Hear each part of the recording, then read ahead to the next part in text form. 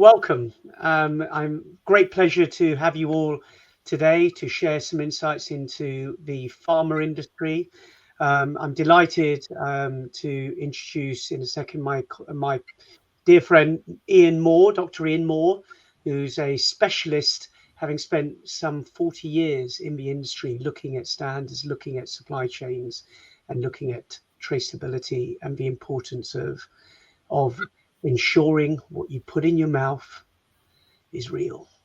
I'm Nish Kotecha. I'm the co-founder and chairman of Finboot, and it's a delight to host this short insight into the industry. So, Iain, may I ask you to introduce yourself briefly, and then we'll jump straight in. Yes, thank you very much, Nish, for this great opportunity and to meet a new audience. I'm Iain Moore. I trained as a chemist. Once a chemist, always a chemist. And I've spent all that time working predominantly with the chemical industry, supplying inactive ingredients to the pharmaceutical industry. And those inactive ingredients don't have a therapeutic effect. They're called excipients. And not only do you have to test those to make sure they're the right quality, but you also have to manufacture them to something called good manufacturing practice, or GMP for short. And I've been working to define what a suitable GMP for pharmaceutical excipients is for over 25 years now with various not-for-profit trade associations. I retired from working with Croda at the end of last year, but now I'm working with Axipact, a supplier of GMP certification for pharmaceutical excipients. Thank you. Thank you, Iain. Now let's jump straight in. The pharmaceutical industry is projected to be worth nearly $2 trillion. Sorry, not worth, but that's their revenues. Yeah. Imagine what it's worth.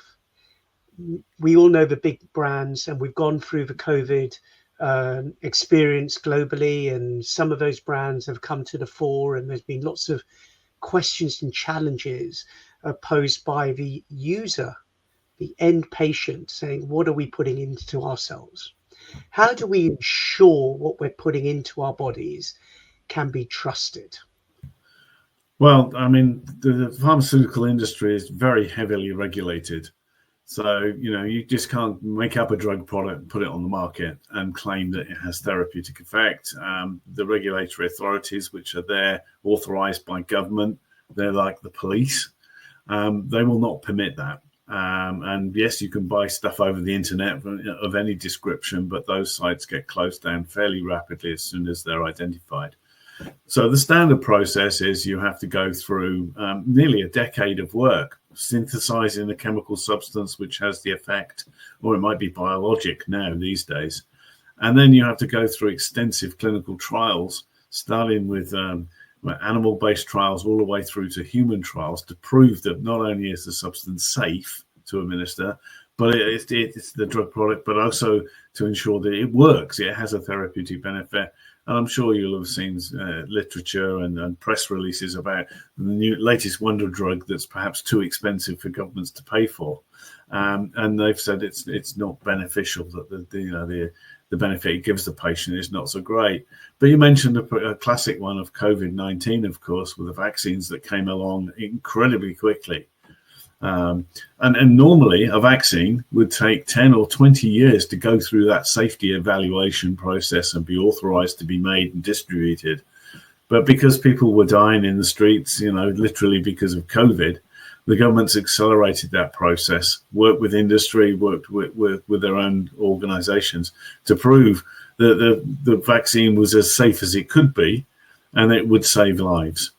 Drug products have to be safe, and the government then effectively gives a license to the pharmaceutical drug product manufacturer to manufacture, distribute, and sell that drug product. So that's where the fundamental safety comes from. And then looking inside the organization itself, the pharma company, can you describe how distributed is that supply chain? So at the top, the government is holding them to account through a license, so gone through testing, validated with data and trials. It can take years to prove a product is as safe as it could be. They're being held to account. How does a pharmaceutical giant at the top hold the supply chain to account? Well, they're written in the rules of GMP that they have to apply as well. And one of the fundamentals there is you have to qualify your supplier. And there are two ways, the two steps, major steps you have. The first one is the quality of the substance you're purchasing, that you're going to use in the drug product, is that the right quality fundamentally? Is that the right chemical or biological specification? Has it the right purity? Do you understand, what the risks are then to patient safety from that substance and that material? And that means a lot of safety testing has to be done. And a lot of precedent is given to existing materials already previously been used for tens of years maybe, and in millions and millions of patients. And then that's got a good history of being a safe ingredient in a drug product. So that's one thing. The other thing is that they then have to qualify the supplier as well. So that it involves an extensive exchange of information. How do you make this material? Where's its origin? Is it animal? Is it mineral? Is it vegetable? Because they all bring different threats and potential harm to patients if they're not understood and controlled. So there's an extensive qualification process and exchange of information with the supplier. That can culminate in what's called a quality agreement. So you may be familiar with a supply agreement where we agree terms and conditions and prices and deliveries. But a quality agreement is, this is how you're going to make it. This is the minimum standards you will apply. This is the specification and how you must test it as well. So it goes into a lot of data to ensure the quality of the substance that's provided. All that's written into the regulations for the drug product manufacturer, and that cascades through them in terms of them having to control their supplier. Now that works really well where there's a manufacturer and there's a customer who's using that product, and there's perhaps one transport company in between the two which delivers the goods to the pharmaceutical company. But of course, we live in a global world and an international supply chain, and that brings in some key complications. First of all, complexity in the supply chain with a number of actors potentially stage gating the delivery from one side of the world to the other. But secondly, and more fundamentally, many ingredients, inactive ingredients and excipients especially, are not made for pharmaceutical use. They're made for cosmetic ingredients, or they're made as food additives typically. And that's the big business that I'm in, and there's this small customer that has given me a tiny bit of turnover that's called pharmaceutical. And they want to buy material from me. And you kind of almost sell because it's for the good of mankind. You never know when you're going to be the patient that needs that drug product either. So maybe there's a bit of selfishness in there. But you sell those materials, and you put up with all the qualification and the quality agreements and all of those kind of things. That again can be done, but the trouble is, if it's a very small proportion of what you're actually making, you're making tens of thousands of tons of product a year, and the pharma industry wants to buy 400 kilos, then you say, go away, I'm not interested. You're an expensive customer to have. I can't even recover the cost of processing your sales order, for example. And then you use distributors. So you will give, 1,000 tons to a distributor. They will repack it, maybe even relabel it, give it a new identity. And then we start to cloud the origins and the supply chain automatically. That's a fairly natural process, and that's been going on a long time. And there are good distributors out there who are prepared to make full transparency along the supply chain for sure. But of course, if you have a distributor in one country and then it ships to another distributor in another company, then the supply chain rapidly grows in complexity. And then there are opportunities for things to go wrong in that supply chain, of course. So that's kind of a nutshell, the pharmaceutical world of ingredient supply. Absolutely. And when you start imposing geographic challenges, the world is not as free trade as it was even 5 years ago. And maybe COVID is part to blame for that, as we saw nations stockpiling, vaccines for their own citizens. And suddenly you found, the free trade of pharma being being deprioritized against the health of their own nation. Are we seeing now a movement towards localized supply chains, so onshoring? And if so, does that still pose the same challenges of tracing an ingredient through to the end product? My experience with pharmaceutical excipients is not clear on this point. I mean, I don't know whether onshoring, as it's commonly termed, of sourcing locally, is happening a lot more with excipients than it used to. I mean, they did tend to be much lower in value overall. So international supply of excipients over long distances then starts to become naturally cost prohibitive against a local supplier. But certainly for the active ingredients, then yes, that's definitely become the case. Governments have woken up to the fact, with changes in geopolitical status around the world, that their drug products that they're administering to their citizens could be at risk through those geopolitical tensions. So certainly those materials are being onshored again.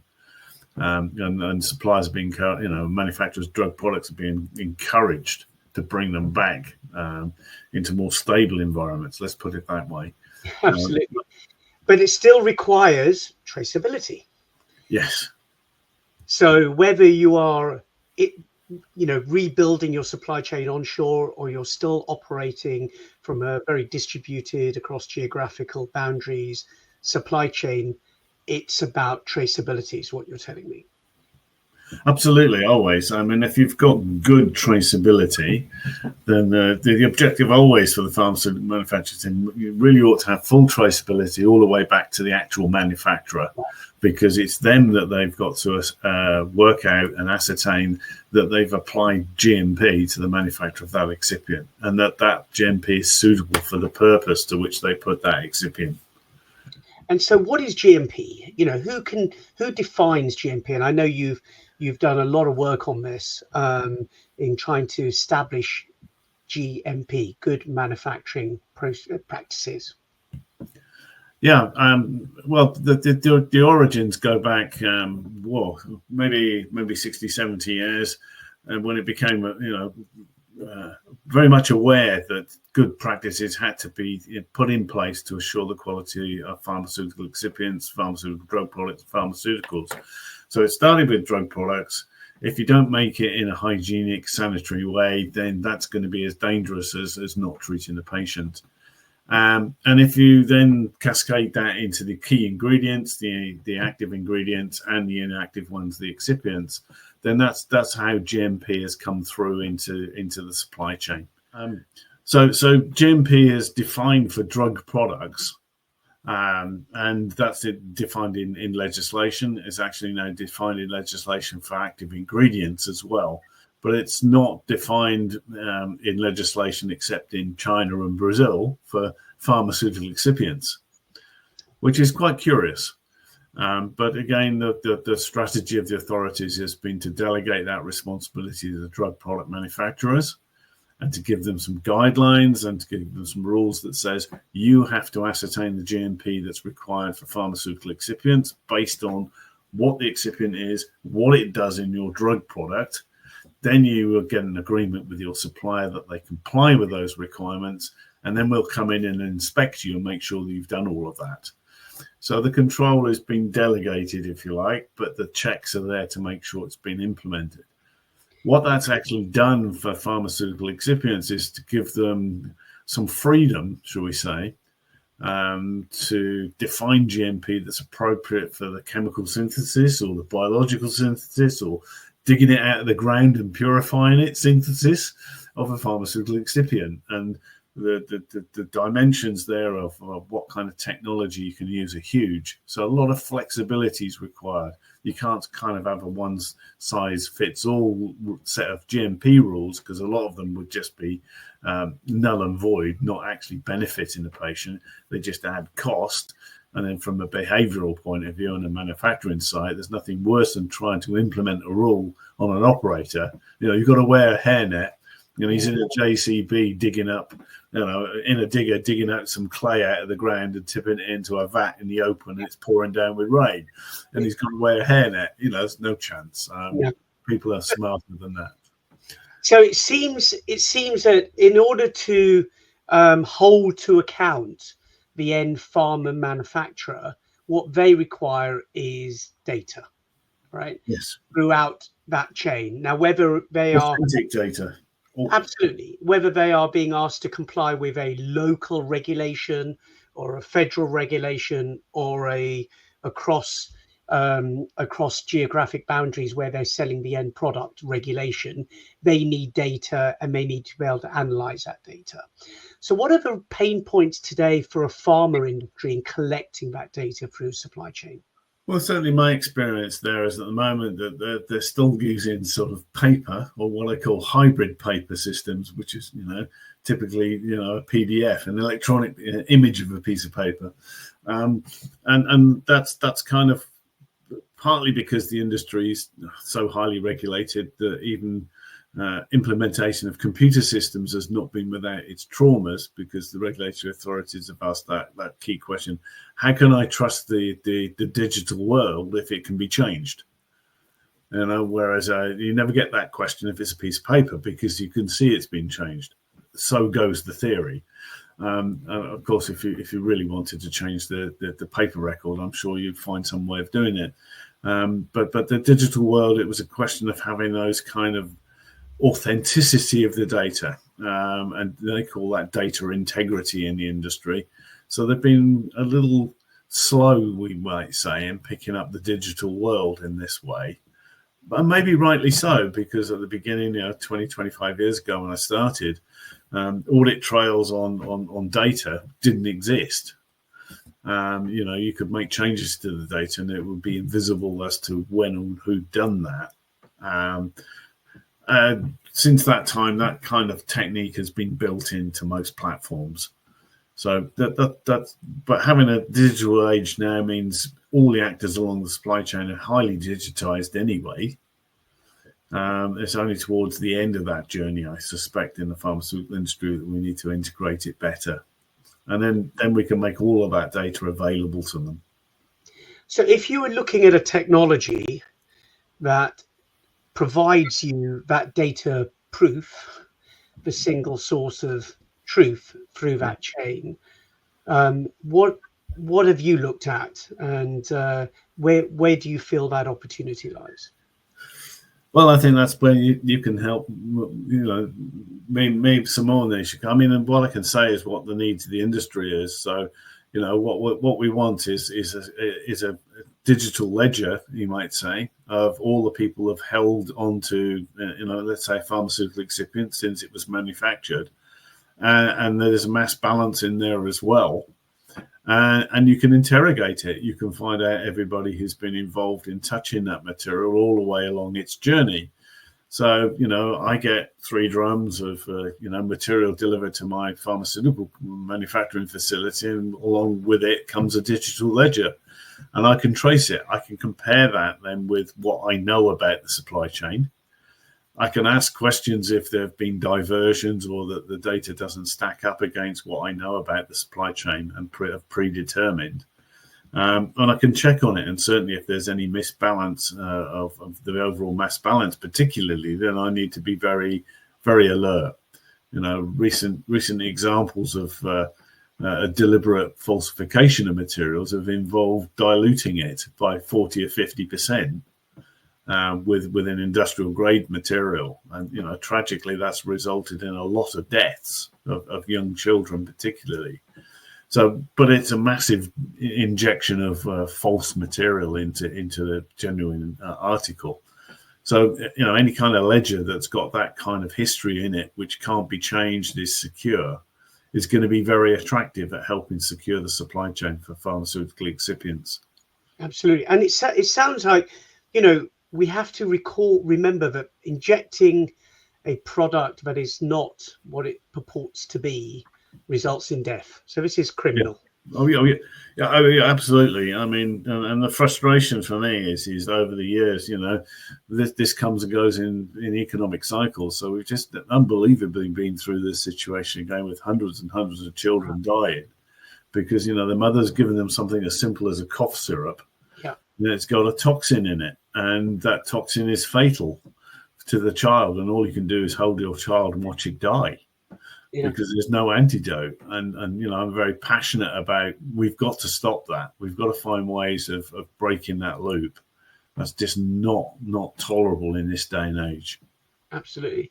But with the size and the complexity of that pharma supply chain, what we need, as you say, is everyone to run off the same ledger, the same underlying database, where they are seeing and sharing and moving trusted data through each stage of manufacturing process.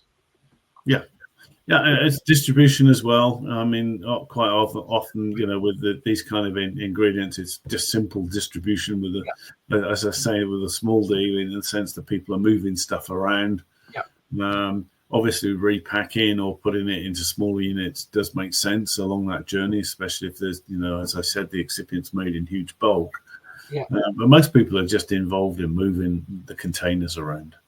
Yeah, and actually, that's not a small activity. There are specialists, but they require certification. They may not adhere to the same regulatory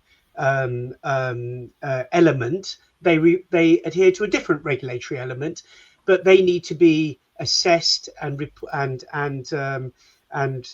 ensure that they are operating at the same standards, so they are not the loose link in this supply chain. Yeah. So if we're all on the same database, and where we're leading to is obviously using a blockchain distributed ledger to collect and seal this data as it moves through each gate of the supply chain. The technology's there. What are the hindrances to using it today, do you feel? I mean, I think, as I said, the pharmaceutical industry is not likely to be one of the early adopters on this. It will have to evaluate it very carefully because of the regulations that surround it. But it does strike me as being, something that ought not to be difficult to do. Interrogating the blockchain itself, which might be an enormous amount of data in there, that may also require a solution. But in principle, what you just described is very attractive to me. If we have this available, and the important thing for me, some of these deaths are occurring in a third world. Well, you can analytically detect the adulteration, but to do that, you need an incredibly expensive analytical piece of equipment.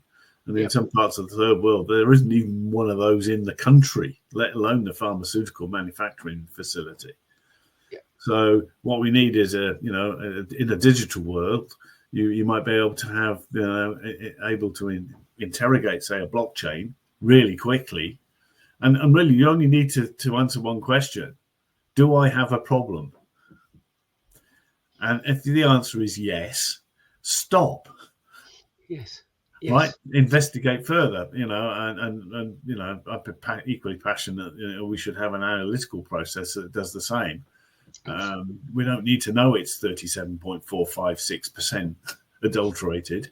We need to know it's adulterated at a toxic level, yes or no. Absolutely.